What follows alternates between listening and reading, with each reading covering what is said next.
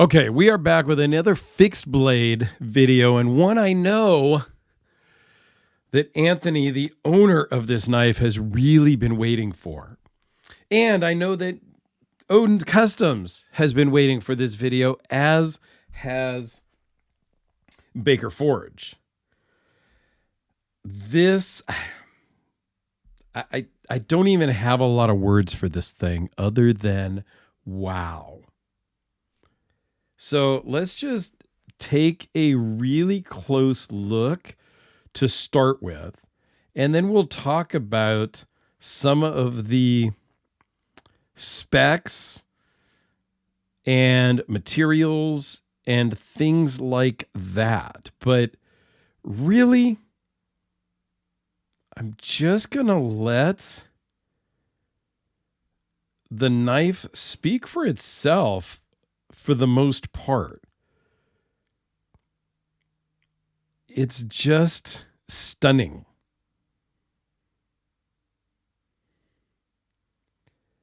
I love the spine of the blade, the tang, the mokutai on the sides of the copper, of the Hitachi blue in the middle. The milling is fantastic. The fit and finish is just incredible. Kyle really went the extra mile on this particular knife. So this is the Sine Tanto fixed blade. Okay, here is some of the information if it will focus. Still playing with the new phone and whatnot. So there you go. This is brand new. Kyle made it for Anthony, the owner. Didn't even send him any pictures of it and sent it to me. I think he sent him one or two kind of in the middle of like work in progress type pictures. But Anthony's first time really seeing it was when I did the unboxing.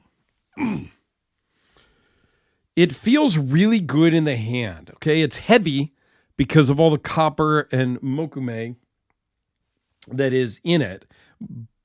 But outside of that, and we'll talk about the weight in just a minute, it's a good size. Okay, now Oden Customs makes some more not as fancy versions of this. That's the beauty of Oden Customs. You can call him and talk to him, message him, whatever. You can contact him and he'll make you anything you dang freaking want. That's the amazing part of it. And I have an Oden's playlist that I will link up in the corner at the end that you can check out because he does incredible work.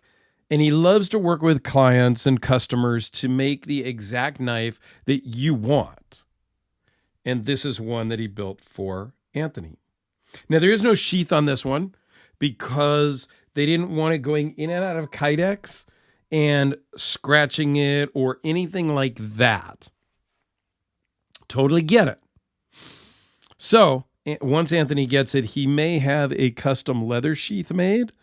He may not have a sheath made at all and just display it. He's not going to, this is not something you're carrying. This is something us crazy knife nuts collect, but you're not, I don't even know that I would carry this thing.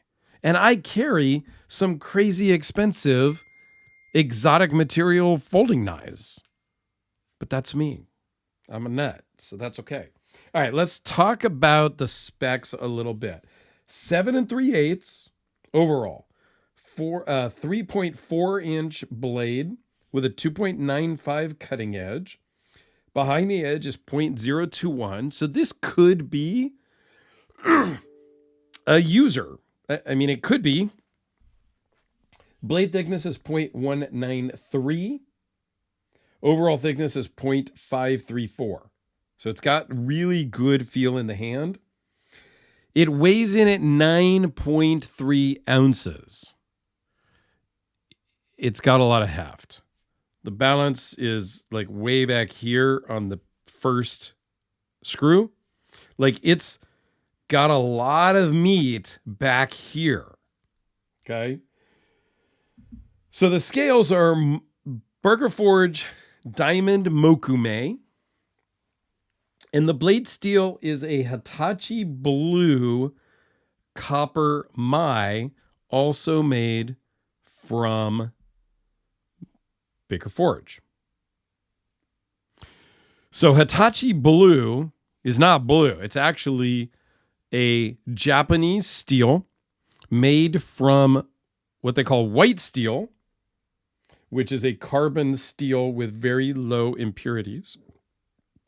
So they take that white steel and then they mix it with tungsten and chromium to make the Hitachi Blue, which is the black steel in the center, the core of this Sanmai Copper Mai. And we know, and actually this is a good representation of what a Sanmai is. It's like a sandwich. The core is the meat and the sides are the bread. So the handle here is basically like a Sanmai. You have the blade and you have two scales bolted to the sides of it.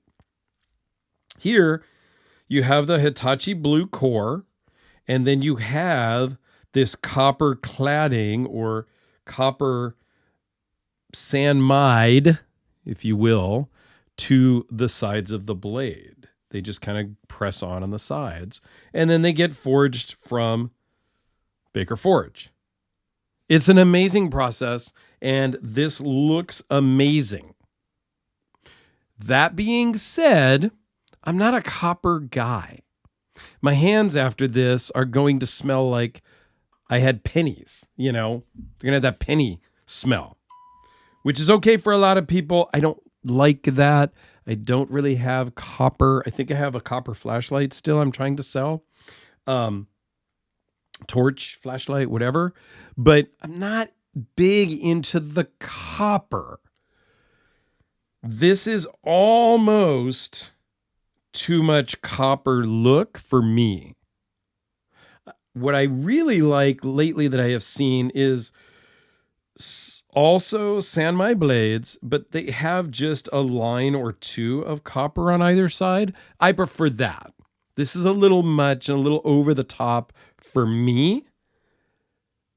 But Anthony loves it. I've sent him a bunch of pictures, sent him some, not preview videos, but just some videos I've done. I've posted some videos on Instagram and pictures on Instagram, things like that. And it's getting a lot of attention because it's awesome. It's really, really cool. Now I have a couple of other fixed blades here that I own that I wanted to bring out for comparison. This is a mini Hellraiser from Red Horse Knife Works.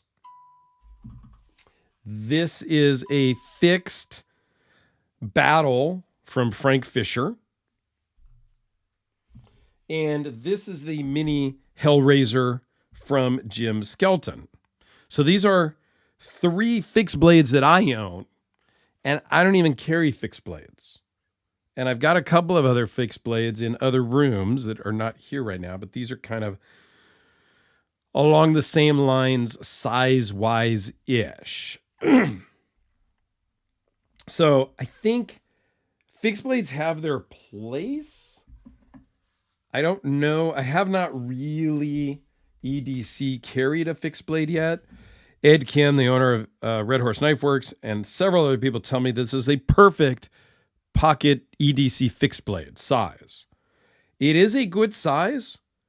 I do like it. I'm not sure how I'm going to use the sheath or make another sheath or something. I haven't gotten that far yet, but I would like to start to maybe carry this. This one carried horizontally is also great. And I have carried this one around the house. I have not really carried it out yet. I'm just not ready if I'm a fixed blade carrying guy. I don't know. Here are a couple of other size comparisons of some normal standard things just to give you the understanding. The Sharpie and the Spyderco Delica. I am sure there is more to the process of making this than I alluded to. And as you know, I have my other channel, EDC Hour with Dirk and Alex, our live streaming channel. I'm going to see if we can reach out to Baker Forge and get them to come on the show at some point to be guests, and they can talk more about this process. And I also want to talk more about mokume because it's a material I don't fully understand yet. So I would love to have them come on and talk about what they're doing, because they're making some incredible materials that great makers are able to use and make wonderful knives out of. So stay tuned for that. Please go and check out my Oden Customs playlist over here. Please go check out the EDC Hour channel over there. And let me know your thoughts on this knife and the materials down below. I would love to get some discussions going on this beautiful knife. Anthony, thank you so much for trusting me with this. Oden Customs, thank you for working with Anthony and I to get this over to me to check out. I am going to go box this up right now after I film this so that I can get it shipped over to Anthony, because he's already waited a long time for this. And I'm excited to have it in his hand and get his true thoughts. Thanks for watching, everyone. Have a great day.